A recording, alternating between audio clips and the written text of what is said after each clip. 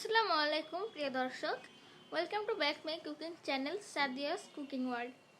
আজকে আমি নিয়ে এসেছি মজাদার আনকমন একটি রেসিপি, চিকেন ব্রেড বান। এই রেসিপিটার নামটা তো শুনে সবাই নিশ্চয়ই অবাক হয়েছেন। আজকে এই রেসিপিটা আপনাদের জন্য নিয়ে এসেছি। এটা বানানো খুবই সহজ এবং খেতেও মজাদার। তো চলুন দেখে নেওয়া যাক কীভাবে বানাবো। তো এখানে আমি পেঁয়াজ নিয়েছি 1 কাপ এবং মাংস নিয়েছি 1 কাপ পরিমাণ, এবং সাথে আমি কিছু মশলা নিব। তো এখানে আমি নিয়েছি এলাচ, দারচিনি এবং লবঙ্গ। তো এবার আমি একটা ফ্রাই প্যান নিয়েছি। এবার এই ফ্রাই প্যানে তেল দিয়ে দিব পরিমাণ অনুযায়ী। তো ফ্রাই প্যানটা যখন গরম হয়ে যাবে তখন আমি তেলটা দিয়ে দিচ্ছি, এবং তেলটা দিয়ে আমি পেঁয়াজ কুচিগুলো দিয়ে দিব। এবং তার আগে আমি তেলটা পুরো ফ্রাই প্যানে একটু ছড়িয়ে নিব।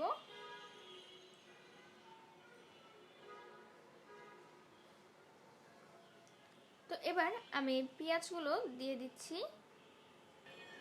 তো পেঁয়াজগুলো যখন ভাজা ভাজা হয়ে আসবে হালকা ব্রাউন, তখন আমি মাংসগুলো দিয়ে দিব।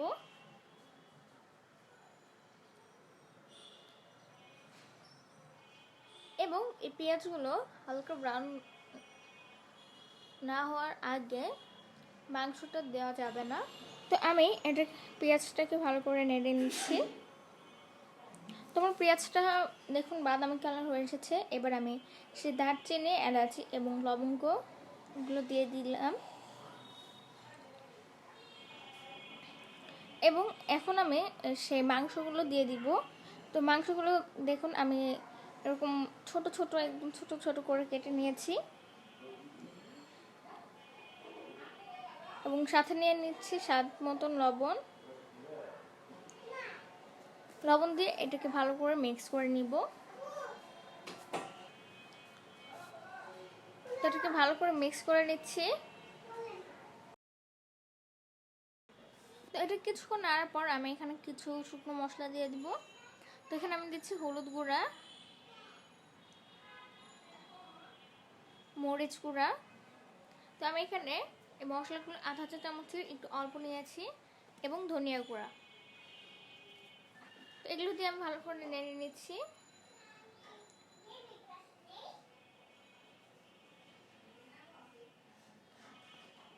তো এগুলো দিয়ে ভালো করে নেড়ে নিয়েছি আমি।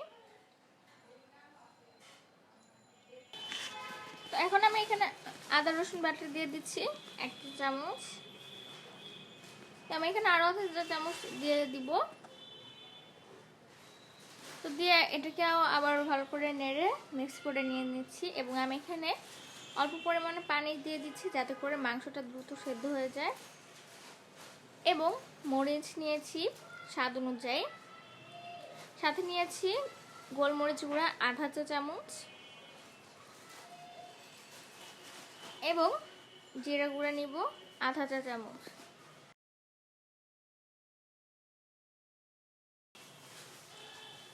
তারপর এগুলোকে আমি হালকা নেড়ে সাথে তেজপাতা দিয়ে দিচ্ছি। তো আমি এখানে একটা তেজপাতা 2 টুকরো করে দিয়ে দিয়েছি। দিয়ে তারপর এগুলোকে ভালো করে নেড়ে নিব।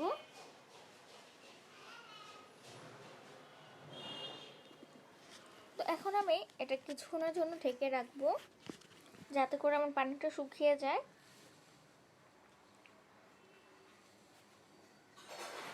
তো এটা কিছুক্ষণ নাড়ার পর আমি এটার মধ্যে দিয়ে দিব গরম মশলা গুঁড়া আধা চা চামচ পরিমাণ।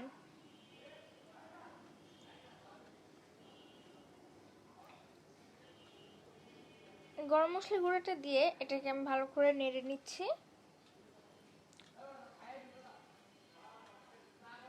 এবং এটাকে ভালো করে নেড়ে নিতে হবে। এবং দেখুন আমার পানিটা কিন্তু প্রায় শুকিয়ে এসেছে। আমি আর কিছুক্ষণের মধ্যেই এটা নামিয়ে ফেলবো।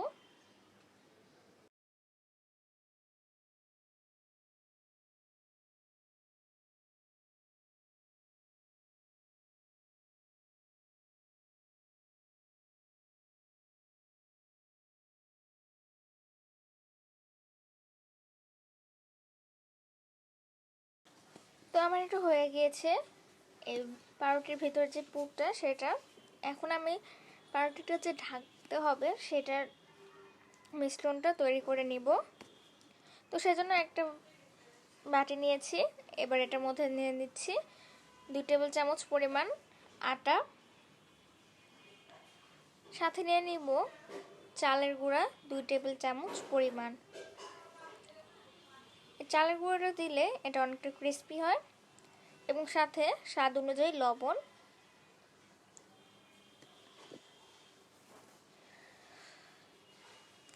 তো লবণটা দেওয়ার পর এখানে আমি মরিচ গুঁড়া দিয়ে দিচ্ছি আধা চা চামচের একটু কম। এবার আমি এই শুকনো জিনিসগুলো একটু মিক্স করে নিব, সাথে দিয়ে দিব গোলমরিচ গুঁড়া একদম অল্প। এবার এই শুকনো জিনিসগুলো হালকা মিক্স করে নিয়ে আমি এটার মধ্যে পানি দিয়ে দিব।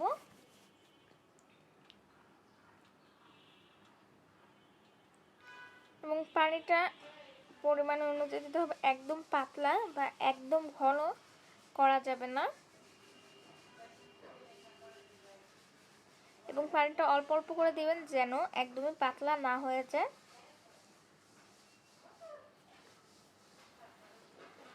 তো আমি এটাকে পানিটা দিয়ে ভালো করে মিক্স করে নিচ্ছি, এবং দেখবেন যেন কোনো দানা দানা না থাকে। তো আমি এরকম ভালো করে মিক্স করে নিচ্ছি এবং আমার কিছুক্ষণ পর পর পানিটা দিয়ে দিচ্ছি। তো আমার এখানে আরেকটু পানি লাগবে, সেজন্য আমি আরেকটু পানি দিয়ে দিব।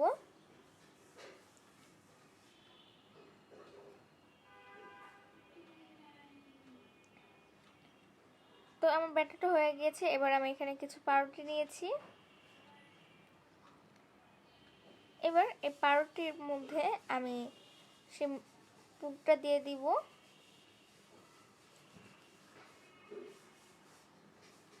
তো এখানে আমি পুরটা ভালো করে দিয়েছি, এবং একদম বাহিরের সাইড দিয়ে দেওয়া যাবে না, এতে করে কিন্তু পুরটা বের হয়ে যাবে। এবং উপরে পাউরুটিটা দিয়ে যখন চাপ দেওয়া হবে তখন কিন্তু পুরটা বের হয়ে সমস্যা হবে।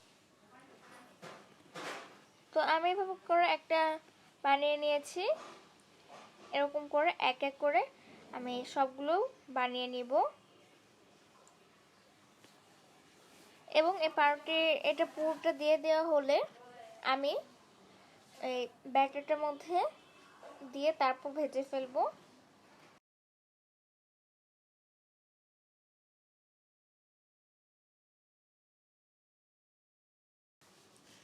তো আমার এগুলো হয়ে গিয়েছে, আমি সবগুলো বানিয়ে নিয়েছি। এবার আমি ওই ব্যাটারটা দিয়ে ভালো করে এগুলো ঢেকে তারপর ভেজে ফেলবো। তো এগুলো ভাজার জন্য আমি একটা ফ্রাই প্যানে পরিমাণ অনুযায়ী তেল নিয়ে নিচ্ছি।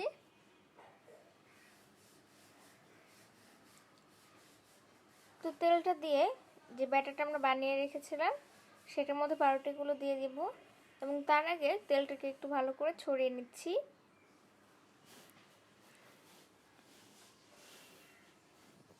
তেলটা গরম হতে থাক। তো এখন আমি পাউরুটিগুলো নিয়ে ব্যাটারটার মধ্যে এরকমভাবে চুবিয়ে নিচ্ছি, এবং ভালো করে লাগাতে হবে যেন 4 সাইড থেকে লেগে যায় এই ব্যাটারটা। তো এরকম করে আমি সবগুলো পাউরুটির মধ্যে ব্যাটারটা লাগিয়ে নিচ্ছি, এবং সাইড দিয়ে ভালো করে লাগাতে হবে, নাইলে এই মাংসগুলো কিন্তু বের হয়ে যাবে। তো আমি ভালো করে লাগিয়ে এগুলোকে তেলে দিয়ে দিয়েছি। এবার আমি এগুলোকে একটু নেড়ে চেড়ে দিব।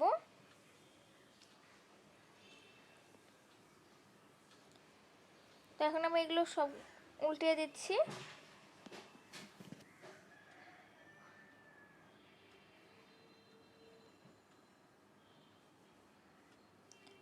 তো আমার এগুলো হয়ে এসেছে, এখন আমি এগুলো উঠিয়ে ফেলবো। তো দেখুন এগুলোর কালারটা ঠিক এরকম হবে। তো উঠে নিচ্ছি আমি এগুলো এক এক করে।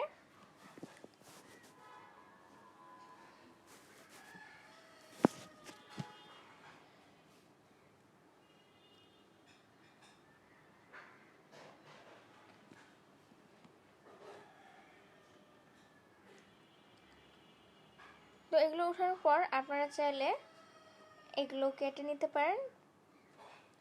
তো দেখুন হয়ে গেল মজাদার এগ চিকেন ব্রেড বানের রেসিপিটি। আপনারা অবশ্যই এটা ঘরে বানাবেন এবং দেখুন ভিতরটাও একদম পুরো ভরা। আপনারা অবশ্যই এটাকে ঘরে বানাবেন এবং আমার এই ভিডিওটি ভালো লাগলে অবশ্যই লাইক ও শেয়ার করতে ভুলবেন না এবং আমার চ্যানেলটিও সাবস্ক্রাইব করবেন। এবং এগুলো বাচ্চাদের টিফিনে বা মেহমান আসলে ঝটপট বানিয়ে দিতে পারেন। তো সবাই ভালো থাকবেন, সুস্থ থাকবেন। আল্লাহ হাফেজ।